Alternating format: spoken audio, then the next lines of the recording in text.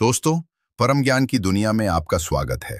अगर ये आपकी पहली मुलाकात है इस चैनल से तो कृपया सब्सक्राइब कर लीजिए और अगर कहानी अच्छी लगे तो लाइक और कमेंट जरूर करना न भूलिएगा। बहुत साल पहले की बात है। चंद्रपुरी नाम के एक छोटे से गांव में नंदू नाम का एक सीधा साधा आदमी अपनी पत्नी चंदा के साथ रहता था। वो गांव में जो भी छोटा मोटा काम मिलता, जैसे खेतों में मजदूरी या कोई मेहनत का काम, उसे करके दोनों का पेट पालता। लेकिन गरीबी की मार इतनी गहरी थी कि हर दिन संघर्ष की तरह लगता, जैसे काले बादलों से घिरा आसमान जो कभी साफ ना हो। फिर एक दिन उस गरीबी भरे जीवन में एक छोटी सी खुशी आई जब उनके घर एक बेटे ने जन्म लिया, जिसका नाम उन्होंने गोपाल रखा, जैसे कोई चमकती किरण जो अंधेरे में उम्मीद जगाए। लेकिन जैसे जैसे गोपाल बड़ा होने लगा, घर की तंगी और बढ़ती गई और चंदा ने नंदू से कहा, सुनो जी, पहले हम 2 थे तो भी गुजारा बड़ी कठिनाई से चलता था, अब हम 3 हो गए हैं।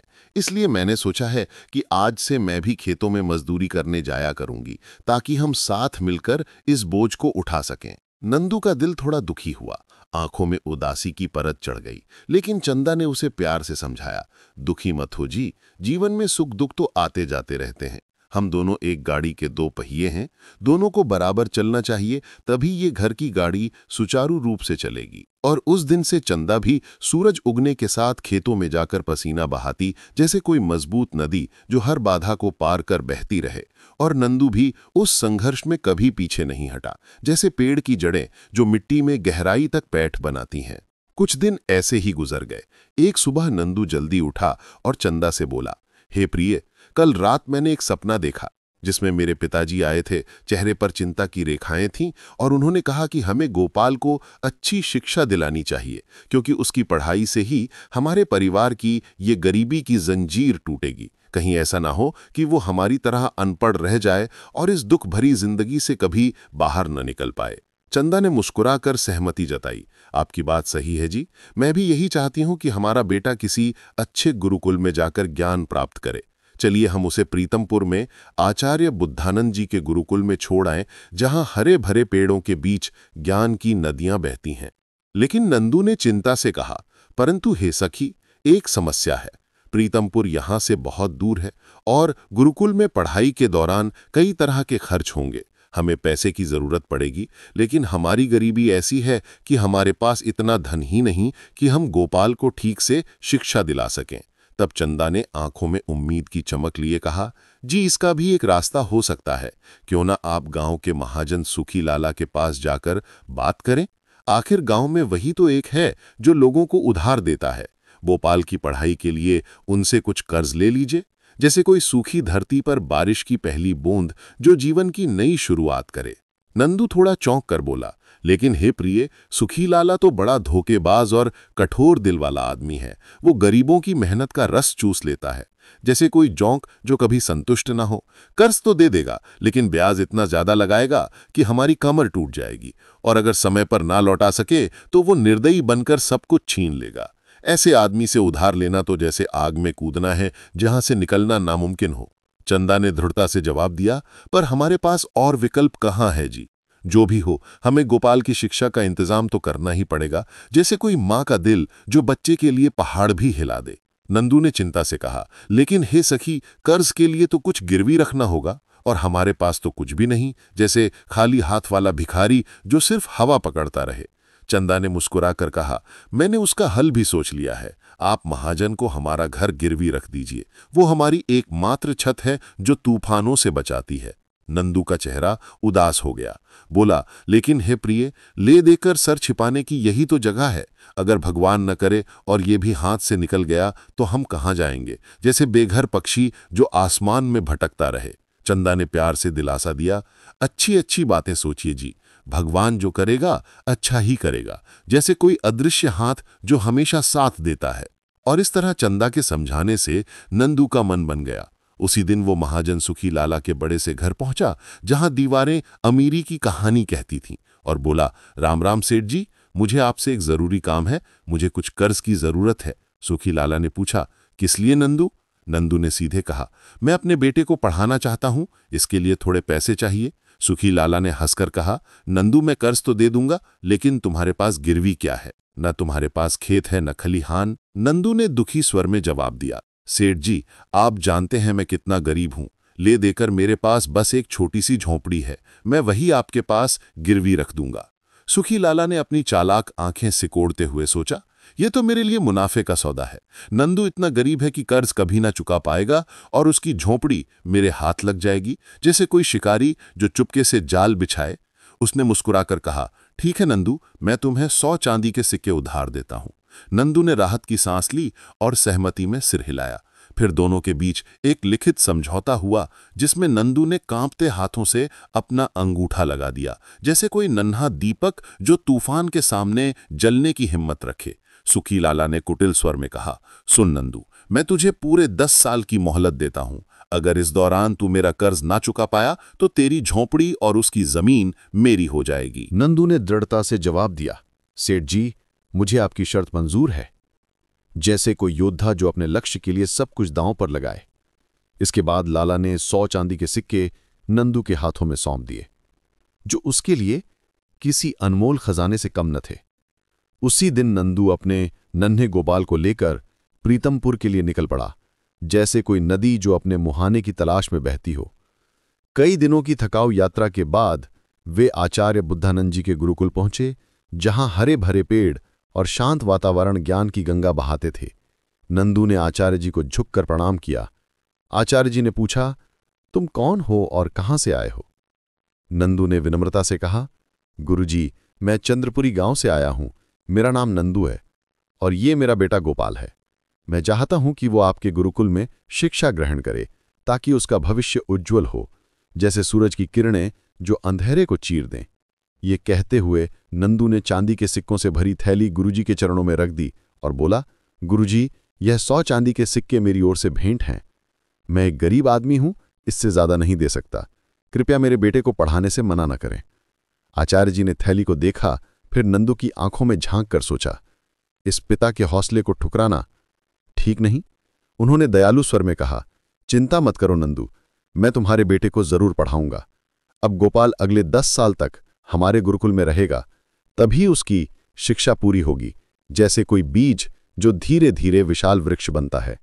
इसके बाद नंदू ने आचार्य जी से आज्ञा मांगी और अपने छोटे से गोपाल को गुरुकुल की छांव में छोड़कर भारी मन से चंद्रपुरी लौट आया, जैसे कोई पक्षी जो अपने बच्चे को उड़ना सिखाने के लिए घर छमेस छोड़ दे। नंदू और चंदा की जिंदगी फिर से पहले जैसी मेहनत मजदूरी में लौट आई, जैसे सूरज जो हर दिन उगता और डूबता है।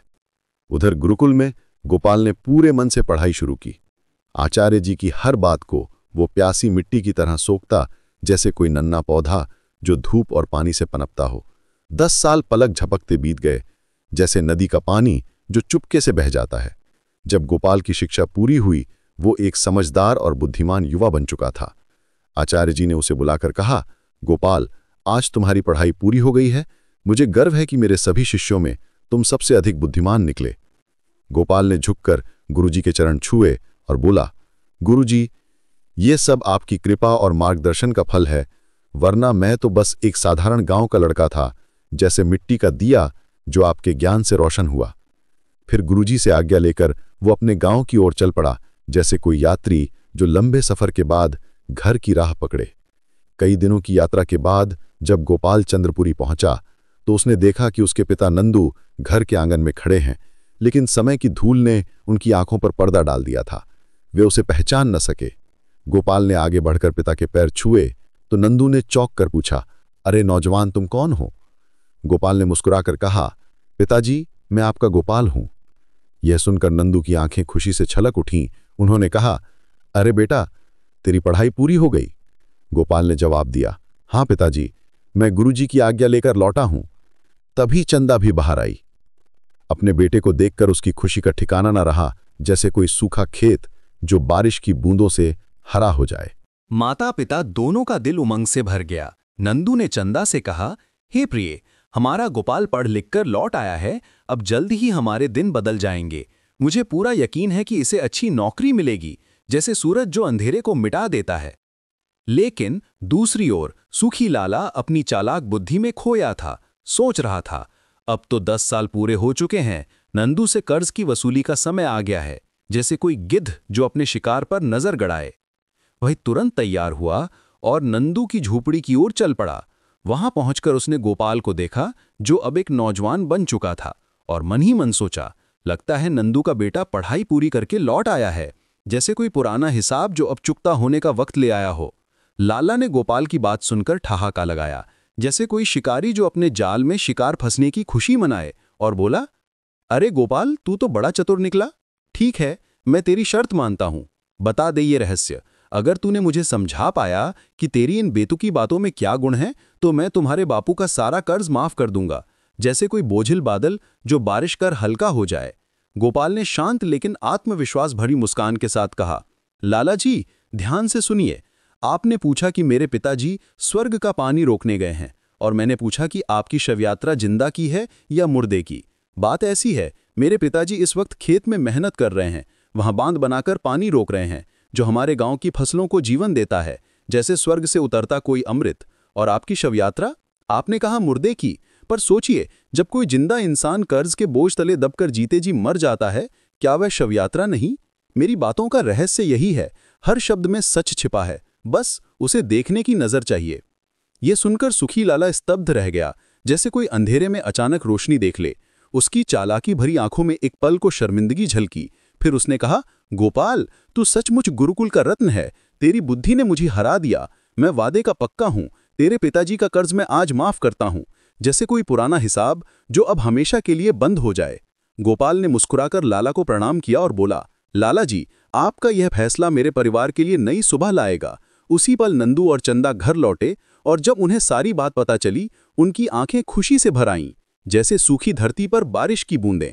नंदू ने गोपाल को गले लगाया और कहा, बेटा, तेरी पढ़ाई ने न सिर्फ हमारा कर्ज चुकाया, बल्कि हमारे दिलों को भी उजाला दिया, जैसे सूरज जो हर अंधेरे को मिटा देता है। और इस तरह चंद्रपुरी के उस छोटे से घर में खुशियों की लहर दौड़ पड़ी, जैसे कोई पुरानी लोक कथा जो सुखद अंत के साथ जीवंत हो उठे। सुखी लाला ने गोपाल की चतुराई देखकर मन ही मन सोचा, ये लड़का तो जरूरत से ज्यादा चालाक निकला, पर अगर मैं कर्ज माफ करने की बात कह भी दूं तो क्या बिगड़ जाएगा, आखिर मेरा फायदा तो पक्का है। उसने तुरंत कहा, अच्छा गोपाल, अगर तेरी इन बेतुकी बातों में सचमुच कोई रहस्य है तो बता दे, मैं तेरा कर्ज माफ कर दूंगा। गोपाल ने शांत लेकिन पैनी नजरों से देखा और बोला, लाला जी, अगर मैं रहस्य बता दूं और आप बाद में अपनी बात से मुकर गए तो? लाला की चेहरे पर एक कुटिल मुस्कान तैर गई, जैसे कोई शातिर खिलाड़ी जो अपने पत्ते छिपाए रखता हो, और बोला, अगर ऐसी बात है तो मैं इस धरती और आकाश को साक्षी मानकर वचन देता हूं, अगर तूने अपनी बातों का रहस्य समझा दिया तो मैं तेरा कर्ज माफ कर दूंगा। गोपाल ने हल्के से मुस्कुराकर कहा, लाला जी, धरती और आकाश तो बोल नहीं सकते। अगर आप किसी जीवित प्राणी को गवाह बनाएं तभी मैं आपकी बात मानूं। लाला ने सोचा, ये छोटा सा छोकरा तो मुझे चक्कर में डाल रहा है, पर मैं भी कोई कम नहीं। तभी उसकी नजर पास के पेड़ पर बैठी एक रंग बिरंगी तितली पर पड़ी, और वो बोला, ठीक है, मैं इस तितली को साक्षी मानकर वादा करता हूं, अगर तूने अपनी बातों का रहस्य समझा दिया तो मैं तेरे पिताजी का कर्ज माफ कर दूंगा। गोपाल ने ताली बजाकर कहा, ये हुई ना बात। अब लाला जी, मेरी बात ध्यान से सुनिए। मैंने कहा था कि मेरे बापू स्वर्ग का पानी रोकने गए हैं। इसका मतलब है कि बारिश का मौसम आने वाला है और हमारे घर की पुरानी छत से पानी टपकता है। बापू अभी छत की मरम्मत कर रहे हैं ताकि बारिश का पानी घर में ना आए, जैसे कोई सिपाही जो दुश्मन को रोकने के लिए दीवार बनाए। इसलिए मैंने कहा, बापू स्वर्ग का पानी रोकने गए हैं। बोलिए, क्या मैंने कुछ गलत कहा? लाला ने हैरानी से सिर हिलाकर बोला, बात तो तेरी ठीक है गोपाल, तू सचमुच तेज दिमाग वाला है। अब तेरी दूसरी बात का रहस्य भी बता दे कि शव यात्रा वाली बात का क्या मतलब था। गोपाल ने गहरी सांस ली, जैसे कोई कहानीकार जो अपनी कहानी का सबसे रोचक मोड़ सुनाने वाला हो, और बोला, लाला जी, मैंने पूछा था कि शव यात्रा जिंदा इंसान की है या मुर्दे की। अब मेरी बात ध्यान से सुनिए। गोपाल ने गहरी नजरों से लाला को देखा और बोला, लाला जी, इस दुनिया में दो तरह के लोग होते हैं। एक वे जो ईमानदारी और नेक कामों से जीते हैं, उनके अच्छे कर्म मरने के बाद भी लोगों के दिलों में जिंदा रहते हैं, जैसे कोई चमकता सितारा जो रात के अंधेरे में भी रोशनी देता है। उनका शरीर भले चला जाए पर उनकी यादें अमर रहती हैं। इसलिए मैंने पूछा था कि शव यात्रा किसी जिंदा इंसान की है। दूसरी तरफ कुछ लोग ऐसे होते हैं जिनके बुरे कर्मों की वजह से लोग उन्हें भूल जाना ही बेहतर समझते हैं, जैसे कोई सूखा पेड़ जो सिर्फ जगह घेरता हो। इसीलिए मैंने पूछा कि शव यात्रा मुर्दे की है या जिंदा की। मेरा मतलब था कि मरने वाला कोई नेक इंसान था या बुरे कर्मों वाला। गोपाल की बातें सुनकर सुखी लाला एक पल को ठिठक गया। उसकी आंखों में एक अजीब सी चमक उभरी और वो बोला, गोपाल, तू तो सचमुच बहुत अक्लमंद है। तेरी बातों ने मेरे दिल को छू लिया। ठीक है, मैं अब चलता हूं। लाला को जाते देख गोपाल मन ही मन मुस्कराया और सोचने लगा, लाला, तुमने आज तक न जाने कितने भोले भाले और गरीब लोगों को अपने चालाक जाल में फंसाया होगा, पर अब देख ये चतुर गोपाल तुझे कैसे उलझाता है, जैसे कोई शिकारी जो खुद शिकार बन जाए। जब नंदू और चंदा घर लौटे, गोपाल ने उन्हें बताया कि सुखी लाला आया था। नंदू घबराकर बोले, अरे बेटा, अब क्या होगा? हमारे पास तो लाला का कर्ज चुकाने के लिए एक पैसा भी नहीं, जैसे कोई खाली कुआं जिसमें पानी की एक बूंद ना हो। गोपाल ने मुस्कुराकर कहा, पिताजी आप बिल्कुल चिंता न करें, मैं आ गया हूं, अब सब ठीक कर दूंगा, जैसे सूरज जो सुबह की रोशनी लेकर आता है। 2-3 दिन बाद सुखी लाला फिर से नंदू की झोंपड़ी पर आ थमका। उसका चेहरा लालच और बेसब्री से भरा था। उस दिन भी गोपाली घर पर था। उसने शांत स्वर में पूछा, लाला जी, आज आप फिर कैसे आए? लाला ने तपाक से कहा, अरे भाई, मैं तो वही कर्ज मांगने आया हूं जो मैंने तुम्हारे बापू को दिया था। बता, तेरा बापू कहाँ है? जैसे कोई साहूकार जो अपना हिसाब चुकता करने की जल्दी में हो। गोपाल ने शांत लेकिन चतुराई भरी मुस्कान के साथ कहा, लाला जी, आप कौन सा कर्ज मांग रहे हैं? वो कर्ज जो आपने उस दिन तितली को साक्षी मानकर माफ कर दिया था? ये सुनकर सुखी लाला का चेहरा तमतमा गया। वो साफ मुकर गया और बोला, अरे गोपाल, तो क्या बकवास करता है?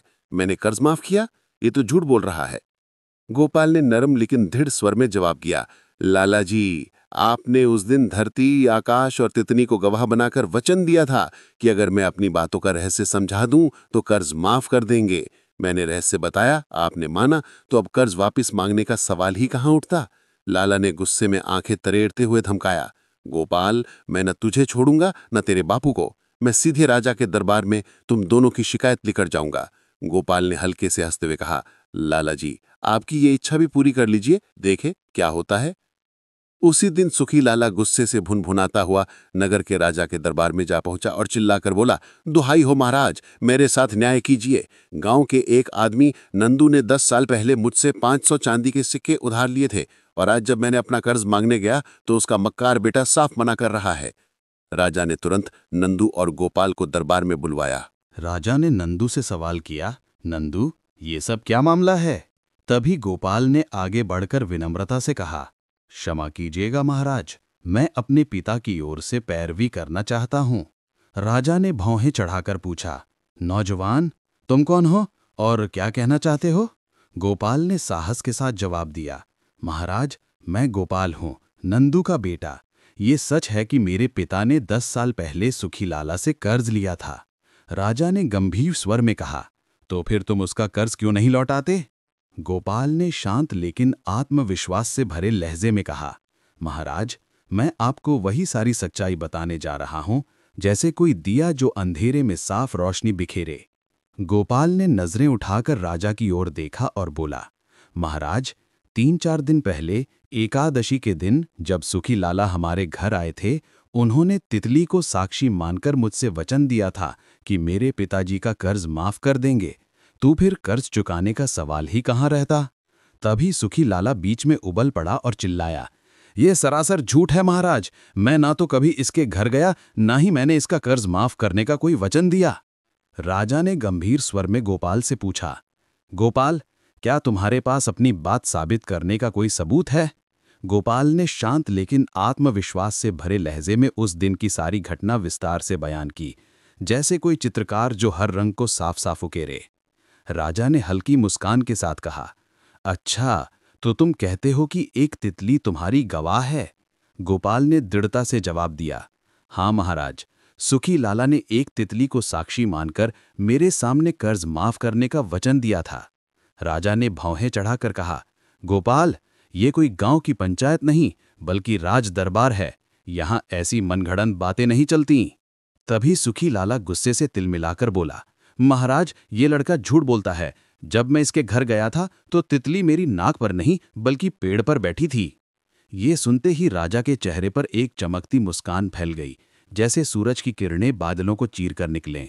राजा बोले, सुखी लाला, अभी कुछ देर पहले तुमने कहा कि तुम नंदू के घर गए ही नहीं, ना ही कोई कर्ज माफ करने का वचन दिया, लेकिन अब तुम कह रहे हो कि जब तुम वहां गए तो तितली तुम्हारी नाक पर नहीं पेड़ पर थी। इसका मतलब तुम पहले झूठ बोल रहे थे और गोपाल ने अपनी चतुराई से तुम्हारे मुंह से सच्चाई उगलवा ली, जैसे कोई मछुआरा जो जाल में मछली फंसाए। सुखी लाला का चेहरा लज्जा से लाल हो गया। वो मन ही मन सोचने लगा, जिस सुखी लाला को मैं मूर्ख समझ रहा था, उसने अपनी बातों के जाल में मुझे उलझाकर सच्चाई स्वीकार करवा ली, जैसे कोई शतरंज का खिलाड़ी जो चालाकी से बाजी पलट दे। उधर गोपाल मन ही मन मुस्कुरा रहा था, सोच रहा था, सुखी लाला, आखिरकार तुम मेरे शब्दों के जाल में फंसी गए, जैसे कोई मछली जो चतुर मछुआरे के जाल से बच ना पाए। राजा ने गंभीर स्वर में कहा, सुखी लाला, तुम्हारी बात से साफ है कि गोपाल ने जो कुछ कहा वो सब सच है। अब तुम सच सच बताओ, तुमने नंदू को कितना कर्ज दिया था, वरना झूठ बोलने की सजा तुम अच्छी तरह जानते हो। राजा की दहाड़ सुनकर लाला घबरा गया, उसका चेहरा पसीने से तर हो गया और वो कांपते स्वर में बोला, महाराज, सच्चाई ये है कि मैंने नंदू को 100 चांदी के सिक्के दिए थे। राजा ने भौहें चढ़ाकर पूछा, लेकिन तुम तो 500 सिक्कों की फरियाद लेकर आए थे। लाला ने हड़बड़ाते हुए कहा, महाराज, मुझसे गलती हो गई, मैंने 100 की जगह 500 सिक्के बोल दिया।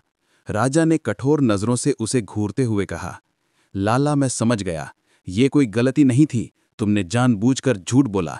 मेरा आदेश है कि तुम अपने वचन के अनुसार नंदू का कर्ज तुरंत माफ करो। सुखी लाला बेचारा मरता क्या ना करता, उसने सिर झुकाकर कहा, जी हजूर, आपकी आज्ञा सिर आंखों पर। असल में गोपाल ने ऐसा चतुराई भरा जाल बिछाया था कि लाला को उसमें फंसना ही था, जैसे कोई शतरंज की चाल जो बाजी पलट दे।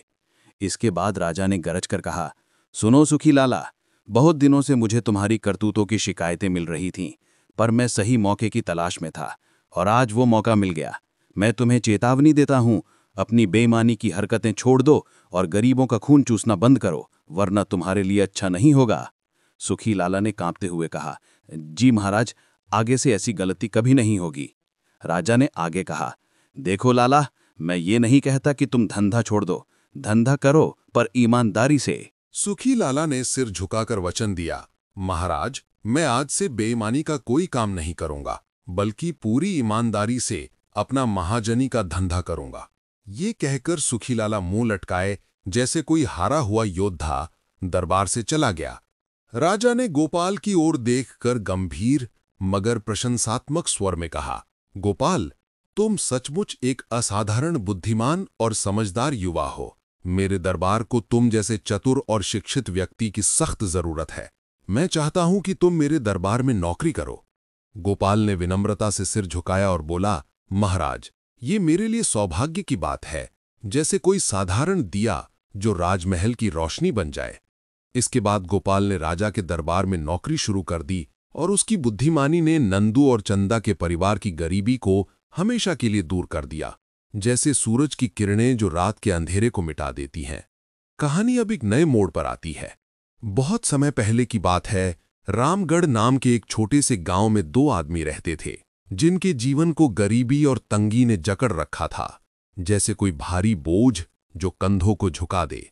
उनकी हालत इतनी खराब थी कि एक जोड़ी कपड़े वे महीनों पहनते, कभी पेट भर खाना मिलता तो कभी भूखे ही दिन गुजरता, जैसे कोई सूखा पेड़ जो पानी की एक बूंद को तरसे। वे दिन भर शहर की गलियों और बाजारों में भटकते और कोई नेक दिल इंसान दया करके उन्हें खाना खिला देता, जिससे उनका पेट तो भर जाता पर मन की उदासी कभी कम ना होती। एक दिन गलियों में भटकते हुए दोनों आपस में बात करने लगे। एक ने कहा, भाई, इस नगर में अब हमारे लिए कुछ बचा नहीं, यहां हमारी किस्मत के दरवाजे बंद हो चुके हैं। मैंने सुना है कि दक्षिण दिशा में 50 कोस दूर मोती नगर नाम का एक राज्य है, जहां राजा चक्रधर का शासन है।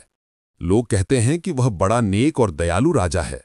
हमें वहां जाकर उनसे मिलना चाहिए और अपनी मदद की गुहार लगानी चाहिए। मुझे यकीन है वह हमारी सहायता जरूर करेगा और शायद हमारे बुरे दिन बदल जाएं, जैसे कोई नया सवेरा जो अंधेरी रात को खत्म करे। उसके साथी ने सिर हिलाया और बोला, तुम्हारी बात सही है, हमें सुबह होते ही मोती नगर के लिए निकल पड़ना चाहिए। अगली सुबह दोनों ने हिम्मत बटोरी और अपने सफर पर निकल पड़े। जंगल, पहाड़ और कठिन रास्तों को पार करते हुए वे एक मैदानी इलाके में पहुंचे, जहां हवा में उम्मीद की खुशबू थी, जैसे कोई नया अध्याय जो शुरू होने को तैयार हो। रास्ते में उन्हें एक और आदमी मिला जिसका चेहरा गरीबी की लकीरों से भरा था, मगर आंखों में ईमानदारी और ईश्वर पर विश्वास की चमक साफ झलकती थी, जैसे कोई दिया जो तूफान में भी टिमटिमाता रहे। उसने दोनों से पूछा, भाइयों, क्या तुम बताओगे कि तुम कौन हो और ऐसी क्या मजबूरी है जिसने तुम्हें इतने लंबे सफर पर निकलने को मजबूर किया? तुम किस राजा के पास अपनी फरियाद लेकर जा रहे हो? दोनों में से एक ने जवाब दिया, भाई, मेरा नाम सरजू है और ये मेरा दोस्त केशु है। बस इतना समझ लो कि हमारी किस्मत का सितारा डूब चुका है, जैसे रात में आसमान से कोई तारा गायब हो जाए। हमने अपने गांव में हर तरह से किस्मत आजमाई, पर वहां सिर्फ वक्त जाया हुआ। शायद वह गांव अब हमें कुछ नहीं दे सकता, इसलिए हम मोती नगर जा रहे हैं, राजा चक्रधर के पास, जिनके बारे में सुना है कि उनके महल के दरवाजे गरीबों के लिए हमेशा खुले रहते हैं और वह किसी को खाली हाथ नहीं लौटाते, जैसे कोई बादल जो सूखी धरती पर बारिश बरसाए। फिर दोनों ने उस आदमी से पूछा, भाई, तुम कौन हो और किस मकसद से इस सफर पर निकले हो? उसने शांत स्वर में जवाब दिया, मेरा नाम माणिक दास है। किसी जमाने में मैं बहुत अमीर था, पर अब मेरे गांव में मेरी कोई संपत्ति नहीं बची। मेरे अच्छे दिन लुट चुके हैं, जैसे कोई खजाना जो रेत में दफन हो जाए। मैं भी अपने अच्छे दिनों की तलाश में निकला हूं, पर मुझे सम्राट चक्रधर से कोई उम्मीद नहीं। मेरी उम्मीद तो बस उस परमात्मा से है जिसके दरवाजे से चक्रधर जैसे अनगिनत राजा अपने खजाने भरते हैं। ये कहकर तीनों ने अपने सफर को आगे बढ़ाया। जब वे मोती नगर पहुंचे तो उनकी नजर एक विशाल खंडहर पर पड़ी। ये खंडहर कभी शायद कोई भव्य हवेली रहा होगा, पर अब वक्त की मार ने इसे मलबे का ढेर बना दिया था, जैसे कोई पुरानी कहानी जो धूल में खो गई हो। तीनों ने फैसला किया कि उस रात को वे उसी खंडहर में बिताएंगे। खंडहर में एक साथ बैठकर वे आपस में बातें करने लगे, अपनी पुरानी जिंदगी, अपने अनुभवों और उन सपनों के बारे में।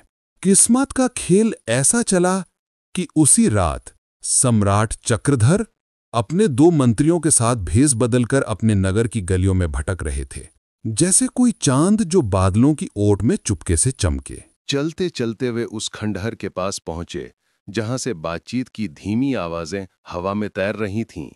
सम्राट को कौतूहल हुआ और वे खंडहर के अंदर दाखिल हो गए।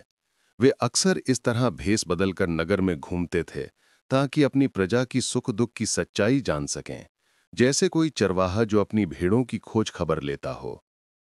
खंडहर में घुसते ही सम्राट ने देखा कि 3 आदमी एक कोने में बैठे आपस में बातें कर रहे हैं। सम्राट ने गंभीर मगर नरम स्वर में पूछा, तुम लोग कौन हो और इस सुनसान खंडहर में क्या कर रहे हो? सरजू और केशु ने सिर झुकाकर जवाब दिया, हम किस्मत के मारे और गरीबी से जकड़े हुए लोग हैं। हमारे हालात ऐसे हैं कि 2 वक्त का खाना भी मुश्किल से नसीब होता है, जैसे कोई सूखा पेड़ जो फल की उम्मीद में तरस है। दर दर की ठोकरें खाते हुए हम इस खंडहर तक पहुंचे हैं। सम्राट ने सहानुभूति भरे लहजे में पूछा, तुम्हारी ऐसी क्या इच्छा है जो तुम्हें इतनी दूर खींच लाई? दोनों ने एक दूसरे की ओर देखा और सरजू बोला, भाई, तुम हमारी इच्छा क्यों पूछते हो? जब तुम उसे पूरा कर ही नहीं सकते तो बताने का क्या फायदा? सम्राट ने मुस्कुराकर कहा, अरे तुम पहले तो बताओ, शायद मैं तुम्हारी कुछ मदद कर सकूं। सरजू ने गहरी सांस लेते हुए कहा, भाई, एक समय था जब मेरे पास अपार दौलत और संपत्ति थी। मैं बड़ा व्यापारी था। मेरे पास नौकर चाकर और मुनीम काम करते थे, जैसे कोई महल जो चहल पहल से गूंजता हो। मगर मेरे दोस्तों और रिश्तेदारों की धोखेबाजी ने सब कुछ छीन लिया। अब हालत ऐसी है कि मारा मारा फिरना पड़ता है, जैसे कोई पंछी जिसके पंख कट गए हों। अगर मुझे कहीं से 10,000 अशर्फियां मिल जाएं, तो मैं फिर से अपना व्यापार शुरू कर सकता हूं और शायद एक बार फिर अमीर बन जाऊं, जैसे कोई डूबता सितारा जो फिर से चमकने लगे। तब केशु ने गहरी सांस लेते हुए कहा, भाई, मैं अपनी कहानी क्या सुनाऊं? मैं तो एक बदकिस्मत इंसान था, मगर किस्मत ने मुझे एक पल में अमीर बना दिया, जैसे कोई सूखा खेत जो अचानक बारिश से लहलहा उठे। मैं एक गरीब परिवार में पैदा हुआ। मेरा बाप लकड़हारा था, दिन रात जंगल में मेहनत करता। जब मैं जवान हुआ तो मेरी शादी एक ऐसी सुंदर और नेकदिल लड़की से हुई जिसे मैं दिल से चाहता था। उसकी बदौलत मेरी जिंदगी बदल गई, जैसे कोई जादू का चिराग जल उठे। मेरा काम दिन दूना रात चौगुना बढ़ने लगा। मेरे पास एक आलीशान महल था। नौकर चाकर मेरी और मेरी पत्नी की हर ख्वाहिश पूरी करते, जैसे कोई राजा का राजमहल। मगर एक दिन किस्मत ने करवट बदली। मेरी पत्नी की तबीयत अचानक खराब हो गई और उसी दिन वो मुझे छोड़कर चली गई, जैसे कोई सितारा जो आसमान से टूटकर गिर जाए। उसके जाने के बाद मेरी किस्मत ने ऐसा पलटा खाया कि आज मेरे पास 2 वक्त की रोटी भी मुश्किल से जुटती है। मैं राजा चक्रधर के पास इस उम्मीद से जा रहा हूं कि शायद वे मुझे अपने महल की कोई दासी दे दें जिससे मैं शादी कर सकूं। हो सकता है उस शादी से मेरी किस्मत फिर से जाग उठे और मैं खुशी खुशी अपने गांव लौट जाऊं, जैसे कोई यात्री जो लंबे सफर के बाद घर पहुंचे। अब सब की नजरें माणिक दास पर टिक गईं, जो अब तक चुपचाप बैठा था, जैसे कोई साधु जो दुनिया की बातों से अनजान हो। सम्राट चक्रधर ने उसकी ओर देखकर पूछा, क्यों भाई, तुम्हें किसी चीज की चाह नहीं? माणिक दास ने शांत स्वर में जवाब दिया, भाई, मैं अपनी इच्छाएं सिर्फ अपने परमात्मा के सामने रखता हूं, क्योंकि उसी के पास सारे खजाने हैं। उसी ने राजाओं को राजपाट दिया। अगर वो चाहेगा तो मुझे सोना चांदी देगा, अगर मंजूर होगा तो मुझे पत्नी देगा। मेरी सारी ख्वाहिशें मेरे ईश्वर से बंधी हैं, जैसे कोई नदी जो अपने स्रोत से जुड़ी रहे। सम्राट ने फिर से नर्म स्वर में कहा, फिर भी तुम बताओ तो सही, तुम्हारी क्या इच्छा है? माणिक दास ने सम्राट की आंखों में देखकर कहा, भाई, अगर सचमुच ईश्वर ने तुम पर इतनी कृपा की है कि तुम किसी की इच्छा पूरी कर सको, तो मैं बस इतना चाहता हूं कि तुम मेरे लिए परमात्मा से प्रार्थना करो कि उसकी कृपा मुझ पर हमेशा बनी रहे, जैसे कोई साये की तरह जो कभी साथ न छोड़े। माणिक दास ने आगे कहा, और मैं हमेशा उसी परमात्मा के दिखाए रास्ते पर चलूं, जैसे कोई यात्री जो अपने गंतव्य की ओर बढ़ता हो। सम्राट चक्रधर उसकी बात सुनकर एक पल को हैरान रह गया, जैसे कोई गहरे समंदर की गहराई नापने की कोशिश करे, मगर फिर बिना कुछ कहे वो खंडहर से चला गया। अगले दिन सम्राट अपने भव्य सिंहासन पर विराजमान थे और उन्होंने अपने मंत्री को आदेश दिया, मंत्री जी, कल रात खंडहर में जिन 3 राहगीरों से हम मिले थे, उन्हें तुरंत दरबार में पेश किया जाए। मंत्री ने तुरंत सैनिकों को साथ लिया और खंडहर की ओर चल पड़ा। वहां सरजू, केशु और माणिक दास अभी भी मौजूद थे। सैनिकों को देखकर तीनों घबरा गए, जैसे कोई हिरन जो शिकारी की छाया देख ले। सैनिक उन्हें दरबार में ले आए, जहां सिंहासन पर बैठे सम्राट को देखकर वे दंग रह गए। वो वही शख्स था जिससे उनकी रात की मुलाकात हुई थी। उनके दिल में डर समा गया कि कहीं सम्राट उनसे नाराज न हो जाए। सम्राट ने उन्हें पास बुलाया और बोले, हाँ मुसाफिरों, अब बताओ तुम्हारी क्या इच्छाएं हैं? सरजू और केशु ने वही बातें दोहराईं जो उन्होंने रात को बताई थीं। फिर सम्राट ने माणिक दास की ओर देखकर पूछा, तुम बताओ, तुम्हारी क्या ख्वाहिश है? माणिक दास ने नजरें उठाकर कहा, सुनिए सम्राट चक्रधर, अगर मैं कहूं कि आप अपना राजपाट मुझे दे दें तो क्या आप देंगे? सम्राट ने मुस्कुराकर जवाब दिया, हरगिज नहीं, तुम कोई ऐसी इच्छा बताओ जो मैं पूरी कर सकूं। अगर तुम्हें सोने की अशर्फियां चाहिए तो मैं तुरंत थैला भर कर दे दूंगा, अगर घर चाहिए तो वो भी मिल जाएगा। माणिक दास ने दृढ़ स्वर में कहा, राजन, तुम मेरी ख्वाहिश पूरी करने के काबिल नहीं। तुमने बेवजह मुझे बुलाकर मेरा वक्त जाया किया। मैं तो उसी से मांगता हूं जो राजा महाराजाओं को देने वाला है। अगर मेरे परमात्मा ने मुझे देने का फैसला किया तो कोई रोक नहीं सकता, और अगर उसने न देने का इरादा किया तो कोई उसकी मर्जी के खिलाफ मुझे दे नहीं सकता। सम्राट बार बार चाहता था कि माणिक दास उससे कुछ मांगे, मगर लाख कोशिशों के बावजूद वो उसके सामने हाथ नहीं फैलाया, जैसे कोई साधु जो दुनिया की चमक से दूर रहे। आखिरकार थक हार कर सम्राट ने आदेश दिया, जिसने पत्नी की इच्छा जताई उसे महल की एक दासी दी जाए ताकि वो उससे शादी कर सके, और जिसने अशर्फियां मांगी उसे 2 थैले सोने की अशर्फियां दे दी जाएं। सम्राट के आदेश का तुरंत पालन हुआ। फिर सम्राट ने कहा, अब तुम लोग अपने अपने गांव लौट जाओ, जैसे पंछी जो अपने घोंसले की ओर उड़ान भरे। सम्राट के आदेश पर सरजू, केशु और माणिक दास अपने गांव की ओर वापसी के सफर पर निकल पड़े, जैसे 3 मुसाफिर जो अपनी मंजिल की तलाश में चलते हों। अभी वे कुछ ही दूर गए थे कि आपस में बातें शुरू हो गईं। सरजू और केशु की आंखों में चमक थी, उनके दिल खुशी से भरे थे क्योंकि उनकी इच्छाएं पूरी हो चुकी थीं। सरजू के पास सोने की अशर्फियां थीं और केशु को एक नई जीवन साथी मिली थी। दोनों सोच रहे थे कि अब उनका जीवन सुख और आराम से गुजरेगा, जैसे कोई नदी जो शांत किनारों पर बहती हो। मगर वे माणिकदास को बेवकूफ समझकर उसका मजाक उड़ाने लगे। सरजू ने हंसते हुए कहा, क्यों भाई माणिक, तुम्हारे पास इतना सुनहरा मौका था, सम्राट से तुम जो मांगते वो मिल जाता, पर तुमने कुछ न मांगा। सचमुच हमने अपनी जिंदगी में तुमसे बड़ा बेवकूफ नहीं देखा। केशु भी हंस पड़ा, मगर माणिकदास उनकी बातों पर बस हल्के से मुस्कुराया, जैसे कोई साधु जो दुनिया की बातों को हवा में उड़ा दे। उसने कोई जवाब नहीं दिया, जैसे कोई गहरा समंदर जो सतह पर शांत रहता हो। चलते चलते सरजू, जो अशर्फियों से भरे 2 भारी थैले उठाए था, थकावट से हाँफने लगा। थैलियों का वजन उसे बोझिल लग रहा था और अब वो चल भी नहीं पा रहा था, जैसे कोई यात्री जो अपनी ही संपत्ति के बोझ तले दब जाए। उसने माणिकदास की ओर देखकर कहा, भाई, मैं इन अशर्फियों के थैलों को उठाते उठाते थक गया हूं, क्या तुम इन्हें थोड़ी देर के लिए उठा लोगे? माणिकदास ने नर्म स्वर में जवाब दिया, क्यों नहीं। ये कहकर उसने थैले उठा लिए, जैसे कोई नेक दिल जो बिना शर्त मदद कर दे। उधर सम्राट चक्रधर अपने दरबार में बैठे मन ही मन खिन्न थे। उन्होंने अपने दरबारी से कहा, उस तीसरे आदमी माणिक ने मुझसे कुछ न मांगकर मेरा अपमान किया, जैसे मैं कोई सड़क का भिखारी हूं।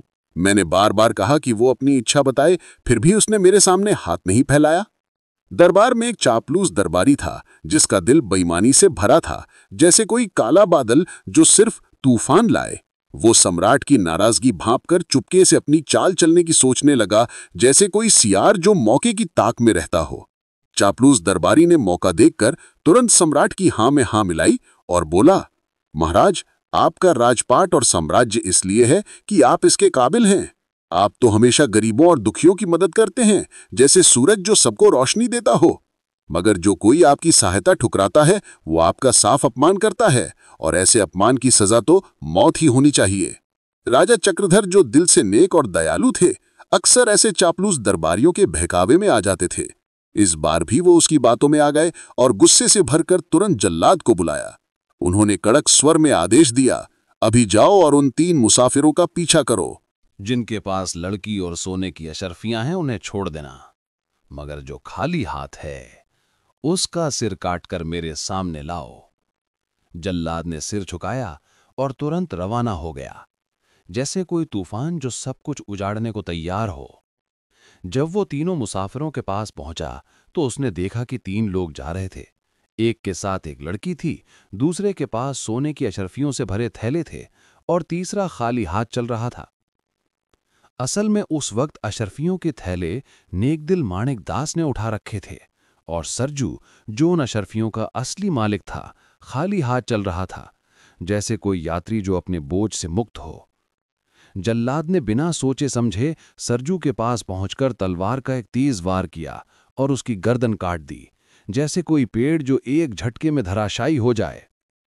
वह कटा हुआ सिर लेकर सम्राट के पास लौट गया। केशु ने अपने साथी की ये भयानक हालत देखी तो वो थर-थर कांपने लगा, जैसे कोई पत्ता जो तेज हवा में ढोलता हो।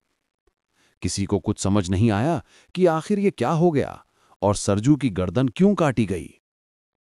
जब जल्लाद कटा सिर लेकर सम्राट के सामने पहुंचा तो राजा चक्रधर ने उस सिर को गौर से देखा। उनका चेहरा गुस्से से लाल हो गया और वे चिल्लाए, अरे मूर्ख, तू उस बेगुनाह का सिर काट लाया जिसने बड़ी विनम्रता से अपनी इच्छा मुझसे बताई थी। मेरी नजरों से दूर हो, वरना मैं तेरा भी सिर कटवा दूंगा। जैसे कोई राजा जो अपनी गलती पर क्रोधित हो। सम्राट चक्रधर अब तक समझ चुके थे कि जरूर कशर्फियों का बोझ उठाने वाला सरजू थक गया होगा और उसने अपनी थैलियां थोड़ी देर के लिए माणिकदास को सौंप दी होंगी, जिससे गलत आदमी की गर्दन कट गई। गुस्से और अफसोस से भरे सम्राट ने तुरंत दूसरे जल्लाद को बुलाया और आदेश दिया, अब तुम जाओ और जिसके पास सोने की अशर्फियों की थैलियां हैं उसका सिर काटकर मेरे पास लाओ। जल्लाद तुरंत रवाना हो गया, जैसे कोई तीर जो निशाने की ओर बढ़े। इधर किस्मत ने फिर करवट बदली। केशु, जो अपने दोस्त सरजू की मौत से सदमे में था, उसके मन में लालच का सांप कुलबुलाने लगा। उसने चलते चलते माणिकदास से कहा, देख भाई, जो मर गया वो मेरा दोस्त सरजू था। हम दोनों गांव में एक साथ रहते थे, इसलिए उसकी अशर्फियों का असली हकदार मैं हूं। तू ये थैलियां मुझे दे दे। नेक दिल माणिक, जिसके मन में लालच का नामो निशान नहीं था, ने बिना हिचक दोनों थैलियां केशु को सौंप दी, जैसे कोई साधु जो दुनिया की चीजों से मुक्त हो। अब हाल ये था कि माणिक एक बार फिर खाली हाथ था और केशु, जो दासी को साथ ले जा रहा था, उसके हाथ में अशर्फियों की थैलियां भी थीं। तभी जल्लाद वहां पहुंचा। उसने देखा कि एक आदमी खाली हाथ चल रहा है और दूसरे के पास अशर्फियों की थैलियां हैं। उसने बिना देर किए केशु पर तलवार का वार किया और उसे मौत के घाट उतार दिया, जैसे कोई पेड़ जो तेज आंधी में उखड़ जाए। जल्लाद उसका कटा सिर लेकर सम्राट के दरबार में हाजिर हुआ। सिर देखते ही सम्राट गुस्से से चिल्ला उठे, अरे, ये आदमी भी गलती से मारा गया। वे कुछ देर चुपचाप सिंहासन पर बैठे रहे, जैसे कोई तूफान के पहले की शांति। सोच विचार के बाद सम्राट को एहसास हुआ कि जरूर परमात्मा उस तीसरे आदमी माणिक की रक्षा कर रहा है, जैसे कोई अदृश्य ढाल जो हर वार को रोक ले, वरना एक ही बार में इतनी सारी गलतियां कैसे हो सकती थीं। ये बात उनकी समझ से परे थी, जैसे कोई रहस्य जो सिर्फ ईश्वर ही जानता हो। सम्राट चक्रधर ने अपने सबसे भरोसेमंद मंत्री को बुलाया और आदेश दिया, उस नेक दिल माणिक को पूरे सम्मान के साथ लड़की और सोने की अशर्फियों की थैलियों सहित दरबार में लाओ। मंत्री तुरंत गया और माणिक दास को दरबार में ले आया, जैसे कोई अनमोल रत्न जो सावधानी से लाया जाए। माणिक को देखते ही सम्राट अपने सिंहासन से उठ खड़े हुए और पूछने लगे, बताओ, तुम्हारे उन दोनों साथियों का क्या हुआ? माणिक ने शांत मगर दृढ़ स्वर में जवाब दिया, महाराज की जय हो। आपने सोना मांगने वाले को सोना दिया, दासी मांगने वाले को दासी दी, मगर बदले में उनकी जान ले ली। ये सुनकर सम्राट का दिल कांप गया, जैसे कोई पर्वत जो अपने ही बोझ से हिल जाए। उनकी आंखों से पश्चाताप के आंसू बहने लगे। उन्होंने हाथ जोड़कर ईश्वर से क्षमा मांगी और माणिक से बोले, ऐ नेक दिल इंसान, मुझे बताओ, मैं अपने इस पाप का प्रायश्चित कैसे करूं? माणिक ने गंभीर स्वर में कहा, महाराज, सबसे पहले आप ईश्वर से प्रार्थना करें कि वो आपके पापों को क्षमा करे। फिर जिन दो बेगुनाहों की जान गई, उनके परिवारों को मुआवजे के रूप में आर्थिक सहायता भेजें, ताकि उनके अपने कम से कम सुकून से जिंदगी बिता सकें। इससे शायद आपके पाप कुछ कम हों। साथ ही अपने दरबार से चापलूस और धोखेबाज मंत्रियों को निकाल दें, जो आपको गलत रास्ते पर ले जाते हैं। सम्राट चक्रधर ने तुरंत इन बातों का पालन किया, जैसे कोई यात्री जो सही राह पर लौट आए। फिर उन्होंने माणिक से कहा, ऐ नेक दिल, कम से कम एक इच्छा तो बताओ जिसे मैं पूरा कर सकूं। इससे मेरे दिल को सुकून मिलेगा। माणिक ने सम्राट की आंखों में पश्चाताप की आग देखी, जैसे कोई जलता हुआ दिया जो अंधेरे में रोशनी मांगता हो। उसने कहा, महाराज, मैं पहले एक बुनकर था। मेरा काम इतना था कि मुझे कभी दौलत की कमी नहीं हुई।